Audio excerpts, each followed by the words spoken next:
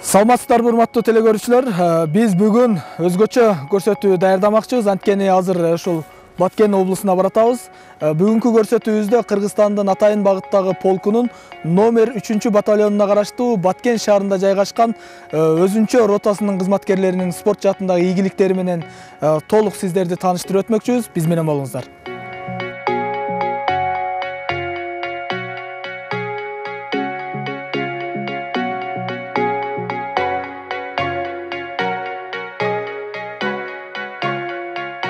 Звод. Түздөн. Түстөр. Оңго. Кросско карай. Чурка.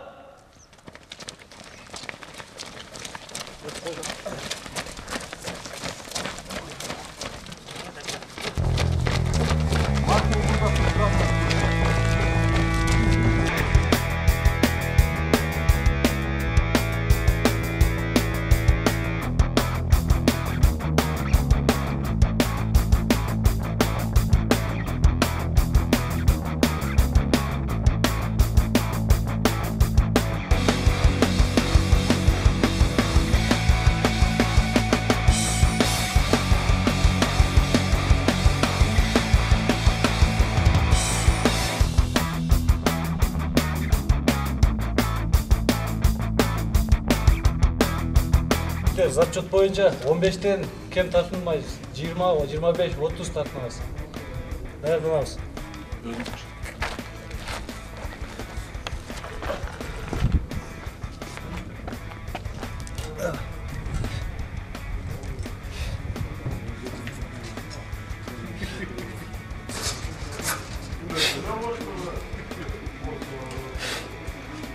Азыр көйнөгү боевой самбо боюнча тура жыгылууну, тура жыгытууну, травма алууну толук үйрөнөбүз жерде. Аракет кылып жасайбыз. Күнөө-күнгө көнүгүүлөрдү үйрөнөбүз, приемдорду. Болмо чыкпайбыз.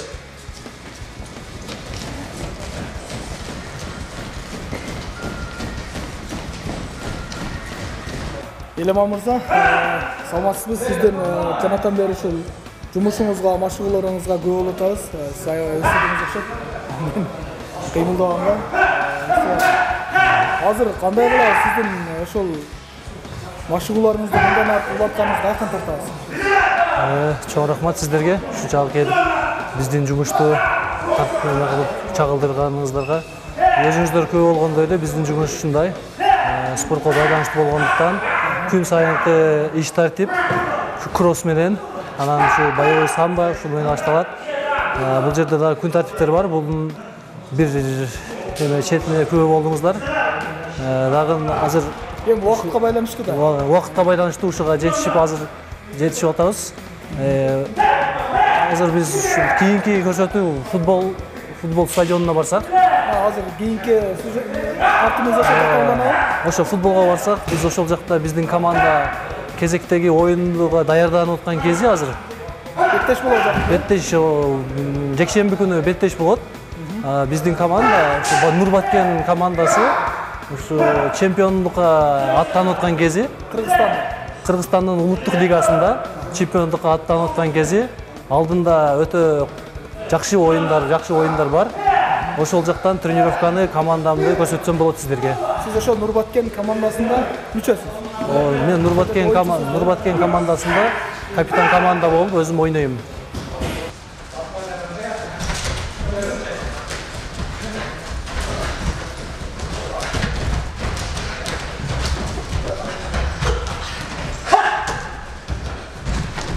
Азыркы көнүгүү БРС боюнча бычак менен каршы иштейбиз. Ошону жакшылап аткарабыз. Карап көңүл бурабыз. Элеман спортто дайыма кичинесинен бери спорт менен машыгып келген жигит. Биздин катарга кошулганга чейин дагы Баткен шаарынын, Баткен облусунун, ошондой эле жалпы республикалык мелдештерде дайыма өзүнүн командасы менен көптөгөн ийгиликтерди багытып келген. Азыркы учурда биздин катарга кошулуп Баткен шаарындагы өзүнчө ротасында иштегенден бери Атайын багытта полктун намысын коргоп, Ички иштер министрлигинин кубогуну, ошондой эле Ички иштер министрлигинин атынан көптөгөн мелдештерге катышып, алдыңкы байгелүү орундарды алып, биздин Атайын багыттагы полктун намысын коргоп келүүдө. Мына өзүңүздөр көрүп тургандай, бул жердеги сыйлыктар ушу биз сыймыктанган Абдумалик уулу Элеман, Жолдошбай уулу Мизанбек окшогон жалпы ошол жигиттердин жана жалпы ротанын Атайын багыттагы полктунун Баткен шаарында өзүнчө ротасынын сыймыктанган спортчуларынын алган сыйлыктары бул областтык, республикалык жана эл аралык маанидеги сыйлыктарыбыз ушул жерде.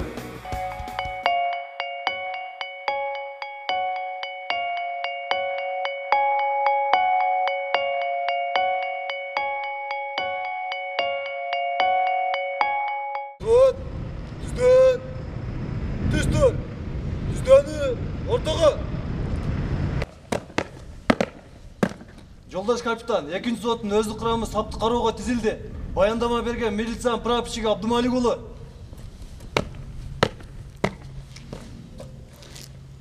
Саламатсыңарбы? Саламат, болуңуз. Эркин тур. Эркин тур. Элеман жөнүндө айтып кетсем, ал кесиптеш катары өтө кесиптештердин арасында кадыр-баркка ээ.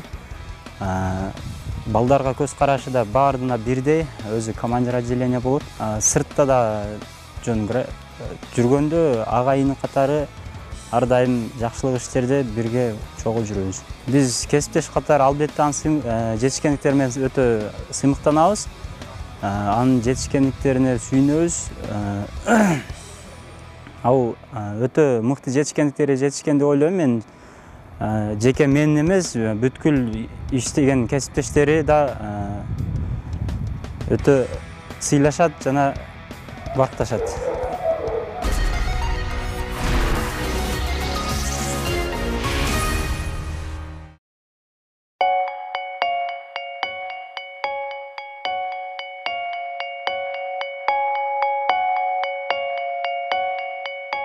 Урматтуу теле көрүүчүлөр, биз көрсөтүүбүздүн 2-нчи бөлүгүн баштадык. Элеман мырза, сиз ушул футбол тармагында кайсыл позицияда ойнойсуз? Саламатсыздарбы? Мен футболдо коргоочу, коргоочулук милдетин аткарып келем поляда. Орусча айтканда защитник мен. Защитник. Эми ушул жерде мен суроо берейин дегеним, ошол айырмасы кандай ошолордун, мисалы, кимисинин мындай жумушу оор, чабуулчунунбу, коргоочунунбу же ошо дарбазачынынбы? Жоопкерчилиги кимисиники күчтүү? Мен айтат элем, чабуулчунукундагы, коргоочунуку да экөөнүкү тең оор. Бул эмеде дарбазачыныкычы? Дарбазачылык андан да оор. Мен ойлойм ошо дарбазачылык эң оор болуш керек деп. Вратарь пол команды деп коет да.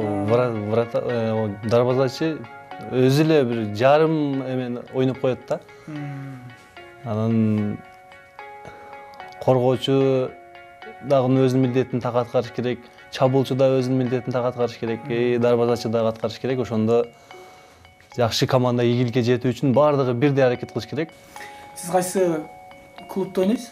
Мен Баткен шаарында Нурбаткен клубунда ойнойм. Нурбаткен клубу ошо 2018 түзүлдү. Кыргызстан чемпионатында футзалдан да ойноп келатат, большой футболдон да ойноп келатат да. 4-нчү местаны алган мурдакы жылы. Нурбаткен клубу 4-нчү местаны алган. Бул Кыргызстан боюнча? Кыргызстан боюнча ушул футзалдан 4-нчү местаны алган. Азыркы кезде ушул чемпиондукка аракет кылып атат да, эми жетишип келатат. Футбол акырындык менен келет эмеспи? Мына алдыда өтө турган беттешиңиздер ошо чемпиондукка катыша алышасыздар, Алдыда беттешибиз чемпиондукка өтө таасирин тийгизет да, өтө жакшы таасирин тийгизет. Утсак чемпиондукка жол ачылат да. Жол ачылат. Сизге эмне түрткү болду ушул футбол тармагын тандап калышыңызга? Футбол тармагын ушу жаш кезде эле көчөдө футбол ойноп жүрүп, анан стадион да бизге жакын да. Бир үйгө жакын. 1 километр жакын. Достор менен барып ойноп жүрүп, футболду өзүм кантип тандап кеткенин билбей калдым. Биринчи көчөдө ойноп жүрүп, анан ошо кружокко барганбыз да. Ошол кезде эле кружоктор бар эле, бокс бар эле, борьба бар эле, волейбол, баскетбол бар эле. Ошондо биз футболду тандап барып, ошо тренердин колунан ошол кезден бери баштап. Бул жерде футболго тиешелүү бардыр? Бул жерде футбол бар, кикбокс бар. Сиз кикбокс менен да электеңиз? Кикбокска да барып ошол кезде. Азыр деле жумушта жок. Жок, мындай турнирлерге катышасызбы беттештер? Жок, мурда катышкам, азыр уже турнир катышпай калдым. Не себеп болду? 20-22 жаш. 20-22 жаштарда өзүмдү сынап көрүш үчүн эле катышкам аларга. Кээ бирде местолор болгон, кээ бирде жөн эле участие болуп калган. Демек сизди футбол тартып кетиптир да? Футбол тартып кетти. Ошол сыйлыктарыңыздан кандай, кайсылары сиз кыйынчылык болгон, кайсылары? Наристе деген эл аралык турнир бар. 2021 жылы ар жыл болуп турат. 2021 жылы Кыргызстандын ичиндеби же? Кыргызстандын ичинде эл аралык турнир, Казакстандан келет, Россиядан келет, ошо турнир бар. Ошо турнирди МВД менен чемпион болдук биз. Ошо 2021 болдук.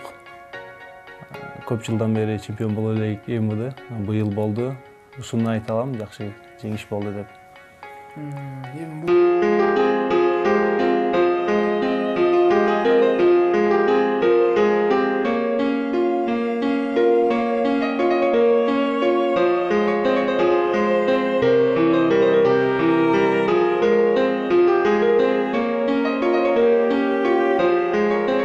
Beş balamdan her uyadan arkalı çıkartırken bu şu sportsmen oldu da. 5 yıl Bişkek'te okudu. Şunda hem futbol oynayıp yürüdü. Kalanları sportsmen kızı vardı. Bu özü yaşıdan sportka kızdı da. Yaşıdan top tüveti de. Mektepte okuyup yürgende. Bu futbola solatırken de yürüdü gidi. Etkenimizde oldu. Ne oğlum jakşı. Kudağa şükür. Çekbeyt, içbeyt. İyi işi de yakşı. İşi şu vayendeyken şu saati de kızıldap ketet. Tün yarımda da sen ketet. Çekbey, içbey, men tilim dağanığa. Bir jaka kessem menden surap ketet. Anan kelip po oyundan kesem, ata men po oyundan keldim. Batkende oyun boptu. Oyun boğan eken şunda oş, jalavat bolup batken utuptur. Söz geldi aytayın. Bu kimnin balası dese, şopur, Azmalgağan balası dese, ya Azmalgağdan sportsmeni var mı ken? Deptir. Bu şunda kövrek gol kirgizgen okşaydı da. Keyin Abdullah degen şahardan hazır medet, mekteplerden kattası. Garana. Keyin men koçuda körüp, Cuma'dan çıkıp geliyorsam, ya avar şunday balanız var eken, rahmat sizge deydi. Batkende ağırını karmap kaldı deydi. Kudağa şükür deyip koydum. Sizden hem sportsmen çıkıp, siz bu olsa şopur adam edeniz deydi. Bir ömrüne işiniz yok. Kış ayıp kötü öğrettiniz deydi, külüp koyup.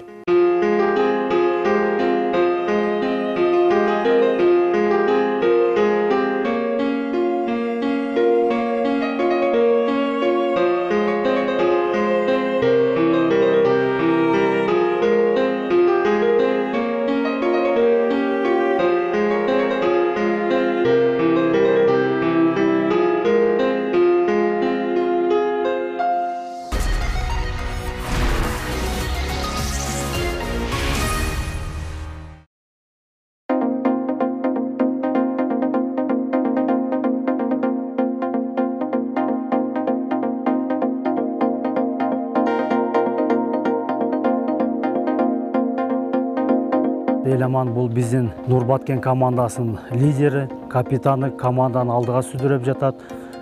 Бұл как уже капитан қатары бардық команданы жаштарға өзгөчө үлгілі игрок болып, жаш игрокторға көрсөтүп атат. Сондай эле Нурбаткен командасының азыркы бир улуттук лигада биринчи местада кетти. Elemanның салымы өтө чоң.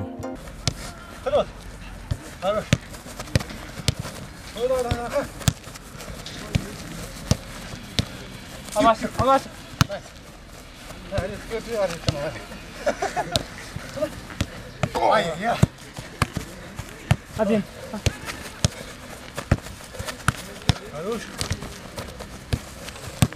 Мен Сапаров Абдуразак, Баткен шаарында футбол кружогунда тренер болуп иштейм.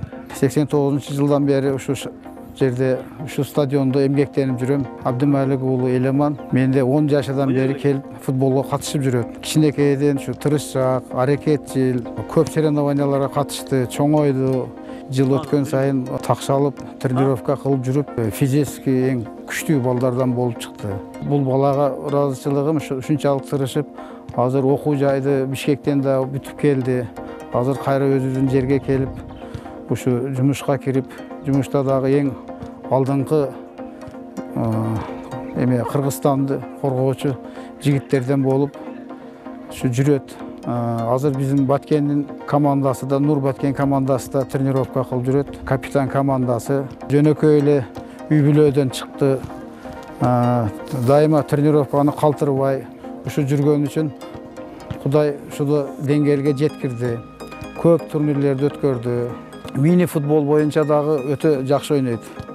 Азыр чоң футболдо түштүк зонасында биринчи местада келе жатат Нур Баткен командасы.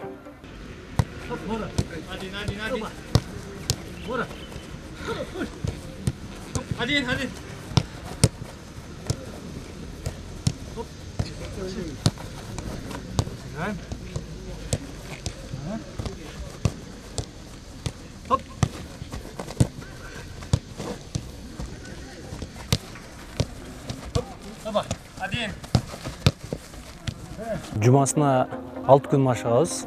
Машыгуунун тартиби болсо, бул жакта тренерлердин өзүнүн окуп келген расписаниялары бар. 1-чи, 2-чи, 3-чү күндөрү физический подготовка болсо, 4-чү, 5-чи, 6-чы күндөрү тактический болот да. Ошол тренердин коюлган эмеси боюнча биз тренировканы ошол жасайбыз. Футболдун өзгөчөлүгүн мен айтат элем, ушул бирөөнү менен урушпайсың, бирөө менен талашпайсың. Ушул поляда ойноп, эки команда тең. Ошол жерде калат да. Жеңиш, утуп жеңген кезиң эч качан эстен чыкпайт да. Ушуну мен өзгөчөлүгүн десем болот. Мен акыркы 2 жылды алсам, 2-3 жылды алсам, өтө жакшы алдыга кетип атат. Жакшы эле. Буюрса, күчтүү команда болот да, Кыргызстан курама командасы. Акыркы 2019 Азияда жакшы оюн көрсөтүштү. Кыргыз элин сүйүнтүштү го. Алдыдагы максаттарыбыз мурдакка караганда футбол азыр Кыргызстанда жакшы өнүгүп, Кыргыз Республикасынын чемпионаты дагы өтө жакшы деңгээлге көтөрүлдү десем болот. Анын ичинде биздин Нур Баткен командасы дагы жакшы оюндарды көрсөтүп келди алдыда. Нур Баткен командасынын курамында бизде жакшы таланттуу өспүрүм окуучу балдар бар арабызда. Биздин максатыбыз ошолорду Кыргызстан курама командасына киргизип, ошо чет мамлекетте жакшы оюндарын көрүп, ушундай жакшы ниеттерибиз бар да.